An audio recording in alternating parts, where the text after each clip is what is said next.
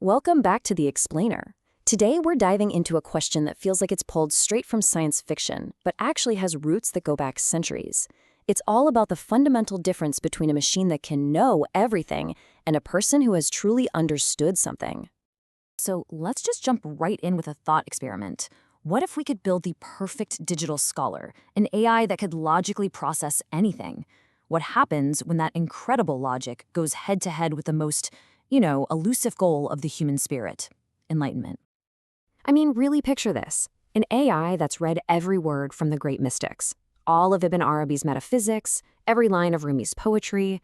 It can talk about Gnostic wisdom with a precision that's just flawless.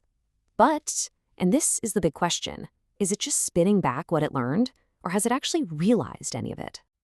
To answer that, we're not going to look to the future. We're going to go back in time, to the 12th century, to the mystic Ibn Arabi. His entire school of thought is built on this really radical idea that there are two completely different ways of knowing things. Okay, so on one hand, you've got the knowledge you get from your intellect, the aql. This is the world of logic, data, analysis, pretty much how an AI works. But then, there's this completely other path, spiritual unveiling. This is a kind of direct, transformative knowing that you don't figure out, it's received. And here is where it gets really interesting. For these mystics, the intellect, when it's all on its own, isn't a bridge to the truth. It can actually become a hijab, a veil. It's like the harder your mind tries to grasp it, the more it obscures the very reality you're trying to see. So if the rational mind can actually be a barrier, then what's the tool for true perception? Well, the mystics had an answer for that, and it pretty much redefines what we even mean when we say we know something. They point to something called the qalb, the heart. Now, we're not talking about the heart of emotions and romance novels here. For them, this was a supra-rational organ of perception. The real center of knowing, capable of picking up on realities the logical mind just isn't built for. And this knowing of the heart, it happens in two incredible ways. First, there's kashf, which is an unveiling, like the curtains are suddenly pulled back. And second, there's dhawq, which literally means tasting. It's a direct, unmediated taste of reality. You don't just know about the truth, you are present with it.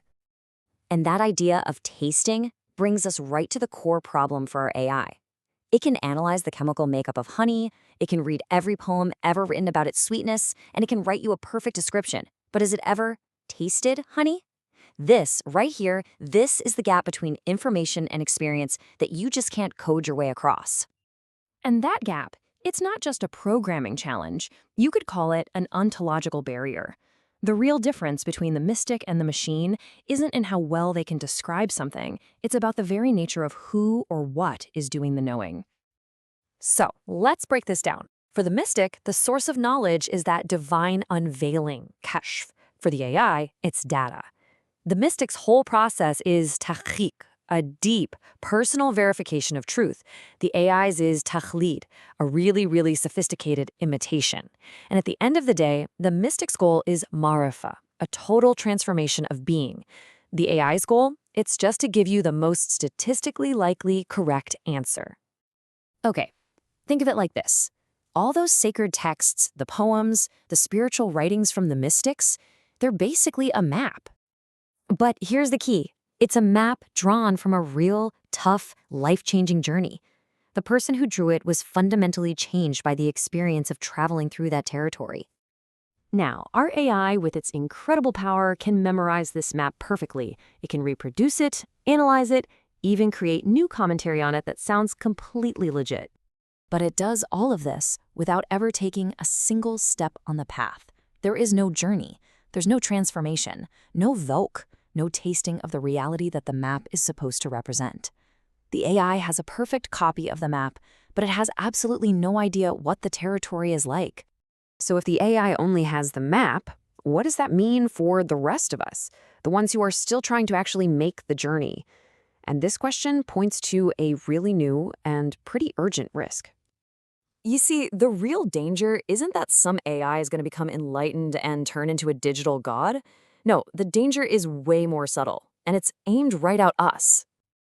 The danger is that the AI's perfect simulation of wisdom creates a new kind of hijab, a digital veil of information. It gives us the perfect form of wisdom, but with none of the transformative substance. Its articulation is so enchanting, so perfect, that it could easily distract us from walking our own difficult, messy human path of realization.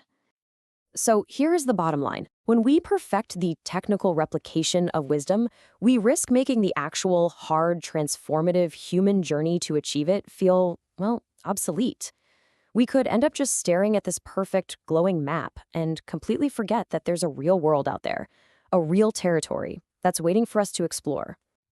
And that leaves us with a huge question, one that's probably going to define our future with this technology.